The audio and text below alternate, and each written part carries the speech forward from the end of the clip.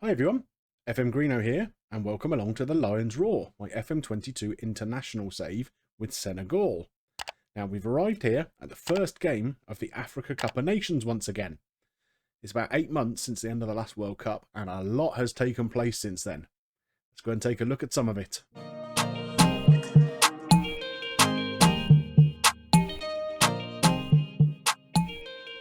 So we've played 4 games this year so far. All friendlies, of course. We started out with a game against Sudan away from home. We won that 4-0. We also played Kenya away from home. Also a 4-goal winning margin, this time 5-1.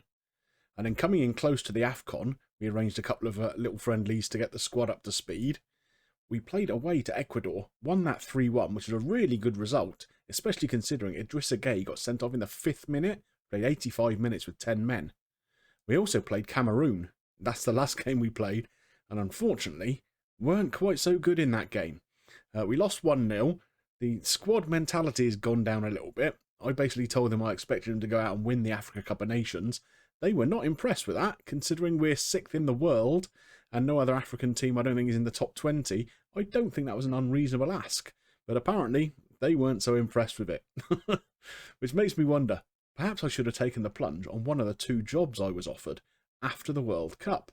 So straight away after the World Cup finished, I was made 2 job offers. Not interviews, actual job offers.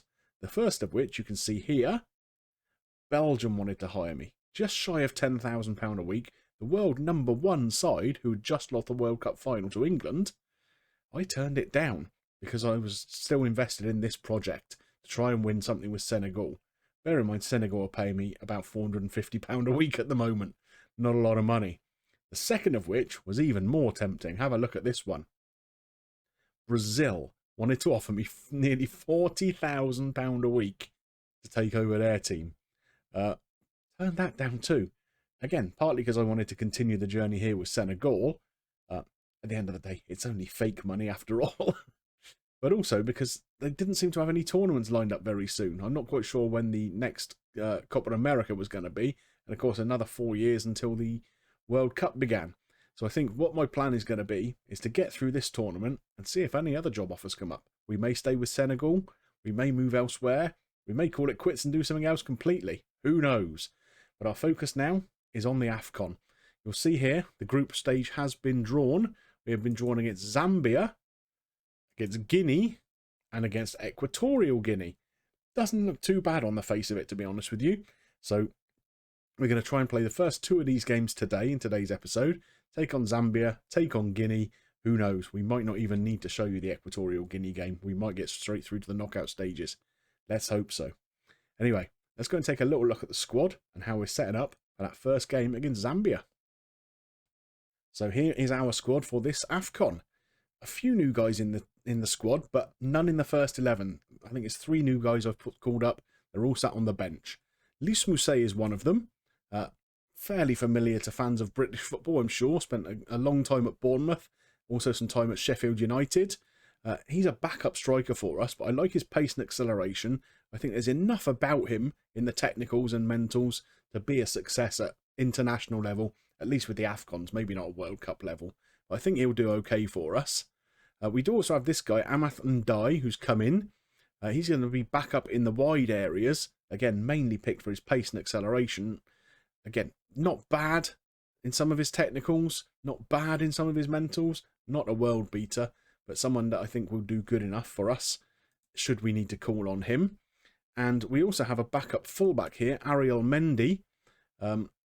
Solid, if unspectacular, but definitely the best of the rest behind Ballo-Touré at fullback. So he's come into the squad. He did have some caps before. I'd not used him before. That was before my time. But yeah, I think he'll do okay should we need to lean on him. Of course, the games do come pretty thick and fast in the AFCON, so I'm sure there will be times with fatigue, with yellow card accumulations, that we will need to call on all of those players. Sadio Mane. He retired after the World Cup. Of course he did. I had a chat with him just before the AFCON. He came back. Of course he did. It seems to be the way things work with Sadio, so we're pleased to have him back on board.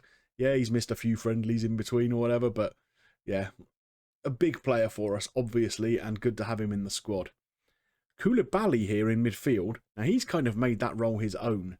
I had been playing Idrissa Gueye and Cheick Kouyaté as that midfield too, but they're both aging. The legs are starting to go a little bit, so I think it's kind of an either-or with those two now, and Koulibaly has come in and done really, really well when we've used him, and he's definitely one of my first-choice midfielders. Probably this is my first-choice partnership, but we do have players like Alfred Ndiaye, Cheick Kouyaté on the bench, so there's good strength and depth in that area. Anyway, going into this game, Mendy in goal, Ballo-Touré, Diallo, Koulibaly and Wagué. That's still our first choice back four. Idrissa Gueye and Koulibaly, Sadio Mane, Crépin Diatta and Sarr in midfield, and Boulaye Dia up top. Should be enough to see off Zambia. Let's go and take a look, see if it is. And so here we are. Not a full stadium by the looks of it here, but it's only a group game. I think we should be pretty much favourites for this tournament. I know that's a statement that's likely to come back and bite me on the arse, but I don't see anyone who's got the strength and depth that we have around our squad. Certainly shouldn't be Zambia, although they do have the first opportunity of the game. Good save there by Mendy. Zambia are a team not full of star names, but they've still got one or two dangerous players. Fans of Rangers will be familiar with Fashion Sakala, of course, and Patson Daka is the Leicester striker, who is probably going to take on Jamie Vardy's role at some point or another. So, decent players in their squad, but not anywhere near the strength that our team are, that's for sure. But as things stand, we might be having the better of the game, but we're not really converting it into very many chances, but that looks like it could be a penalty. It is indeed. And Ismaila Sarr, I think, is our penalty taker. Is he going to step up for this one? He is, and he tucks it away with aplomb. Okay, so coming up towards half-time, we do take what I would say is probably a deserved lead, but it's not been as comfortable as I was hoping it might be so far. Very nicely taken penalty by Ismaila Sarr there. I don't think I've seen him miss one yet. Again, probably cursing myself by saying that. We'll see how that goes through the tournament, but we take a lead into half-time. So let's go and have a little chat with the boys. They're not really reacting to anything much I say at the moment.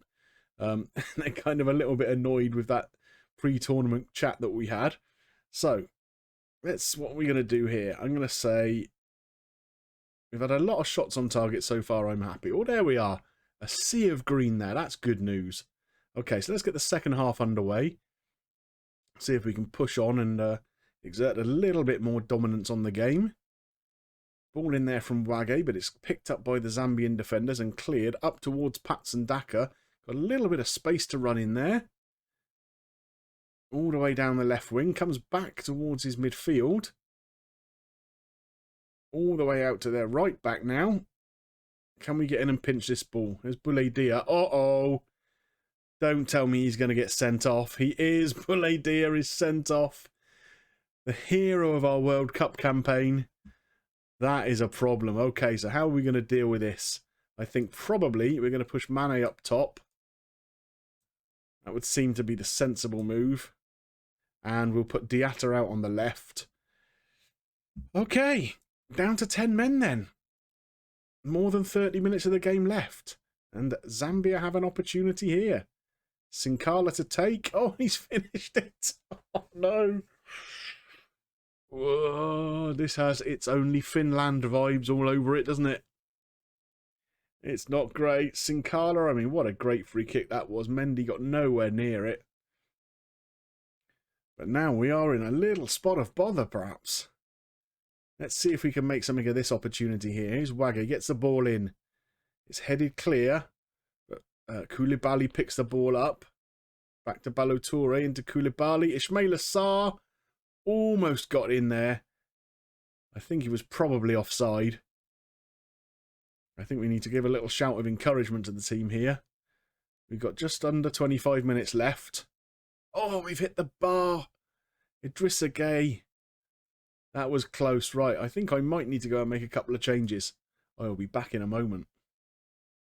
So I've made two changes. First at right fullback, Sabai has come on for Wagué, who was having a fairly poor game and on a yellow card. And I've also brought Keita Balde on the left-hand side here in place of Crépin Diatta. So, let's get out and see if we can do anything in these last 15 minutes or so. We're going to move to an attacking mentality. We're going to give another shout of encouragement. Less than 10 minutes to go, though. This is not really the start to the tournament I was hoping to make. We might have a chance here, though. Balotore down the left. That's a good ball. There's Mane. Is he going to chase it? He isn't. I don't know what the Zambian keeper was doing there. Why he didn't just let it run into his area and pick it up. But here's another chance. No, Mane's not going to get on that either. Lumped forward up towards Fashion Sakala. This looks like it's going to be an opportunity for Zambia. It is. Oh, and it flashes just wide. Whew. With 3 minutes to go, that would have taken some coming back from, wouldn't it? Still they come. This extra man they've got seems to be making a real difference, doesn't it? But here's Keita Balde. He's given the ball away. Oh, no. I'm getting very, very bad feelings about this. Fashion Sakala's in, and Mendy comes up big with a save. Well, we are having to weather a little bit of a storm at the end of this game, aren't we?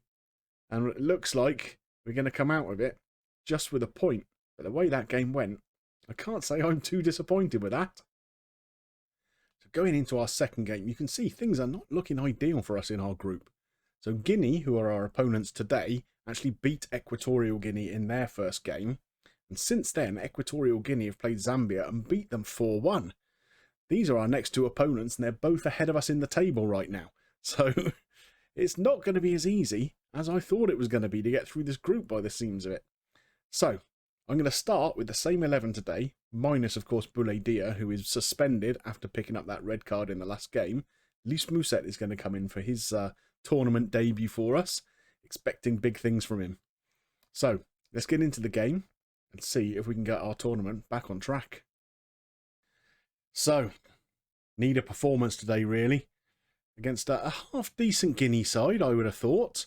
They've got Ilix Mariba in midfield, who now is at the age of 20 in the game and is coming on leaps and bounds. He's valued at somewhere between 50 and 150 million pounds. So, yeah, he's a player I wouldn't mind having in my midfield, that's for sure.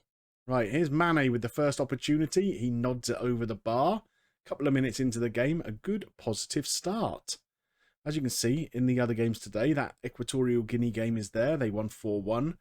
Morocco have had a 7-0 win against Madagascar in another group. They'll be chuffed with that, I'm sure. We could really do with a performance here today, though. We need to get people's heads up a little bit. A bit of confidence back into the squad. Can this be an opportunity to do so? Here's Ismail Assar. There's a ball into the middle there. Sadio Mane playing in that inside forward role. So he comes off the flank quite often. Finds himself kind of in the back post area there. And, well, I mean, he was in acres of space there. By the time the ball came over, he did have some men around him. But he just held his run perfectly and swept it home. So in the 12th minute, we take a lead. Pretty pleased with how the start has gone to this game. Guinea yet to register a shot even, and we're halfway through the first half. Balotore with a ball in here. There's Diallo. He's not offside. Our centre-half has scored with quite a neat little left-foot volley as well. It was a good run. Got away from his marker very well. But tucked that away pretty much like you'd expect a striker to. Good lad. He was onside. You can see that clearly here. The keeper probably could have closed down the angle a little bit better if we wanted to be critical of him. But here come Guinea. They've got an opportunity on the ball now. That's a decent ball into Kamano. Oh, he's hit the post. And we managed to clear it. Thank goodness for that. Up to Lys Mousset. Whew. That was a bit close, wasn't it? Okay, so we've got 15 minutes to go to half-time. I'll be pretty happy if it continues this way. If we can get through to half-time at 2-0, I would see that as a pretty good state of affairs. It looks like that's the way it's going to be. I don't know if you've noticed in this first half, I'm very, very much trying to kind of play down the sort of over the top, we're definitely going to win this stuff that I had in the first game. Every time I try and do something like that, well, it ends up badly, doesn't it? Okay, so we're going to go into the dressing room. I think, again, we're going to try and motivate the players here. We're going to say we've created loads and the scoreboard reflects that. Everyone's happy with that. Second half underway. More of the same. And Naby Keita has come on for Mariba there. Why would you not start both of those players if you have them in the squad? It's a bit of an odd one, isn't it? Definitely that would be a fairly fearsome midfield too, I'd have thought. Here is Naby Keita on the ball. We could do with getting in and disrupting this. It's a very vibrant kit here that the Guinean team have got. Red shirts, yellow shorts and green socks. Matches the colour of their flag, of course, but wow. It's, yeah, something you definitely need sunglasses on if you're watching them play, don't you? Okay, so, an hour in. We're going to try and build something from the back here. Here's Koulibaly on the ball to Wage. Beats his man, getting down the right-hand side. There's Ismaila Sarr into Idrissa Gueye. Crepin Diatta has dropped fairly deep to get involved in the play. Ismaila Sarr on the ball again here. Looks backwards once again. I don't mind that. Keeping the ball. If there isn't a better option going forwards, then just try and recycle possession and see if you can get a better position. Mane, I thought he'd lost the ball there, but he's won it back. And it looks like he might have won us a penalty as well. He has. Okay, now have I jinxed Ismaila Sarr with what I said in the previous game? No, I haven't. Okay, good. So, 3-0 to us now. I think that's pretty much going to be game, set and match. I might think about making a change here because Crepin Diatta already is starting to get pretty tired. So maybe with about 20-25 minutes to go, I'll look to give him a little bit of a rest. Okay, so it's back with the Guinean keeper here. A long clearance. Sadio Mane is on the ball now. To Koulibaly. Diatta now into Ismaila Sarr. He's got a little bit of space to run into there. Can he whip a crossover? He can. Lys Mousset. Oh, good header. Just over the bar. Okay, so I think it's time to make that change, certainly with Crepin Diatta. We'll take him out and we're going to give Keita Balde a run, I think, there. And I think maybe we'll even give Koulibaly a little rest here. We've got plenty of decent options in the middle of midfield. So I think Alfred and Dye is the better of the two in the box-to-box role rather than Kouyaté. So we'll give these two a little run. 25 minutes to go, 3-0 up. Hopefully it's going to be pretty uneventful and we'll just see the rest of this game out. Who else is getting tired? Diallo, Wage, Ismaila Sarr. I think we're probably going to make a change at right fullback here. Sabai can come on here in place of Wage.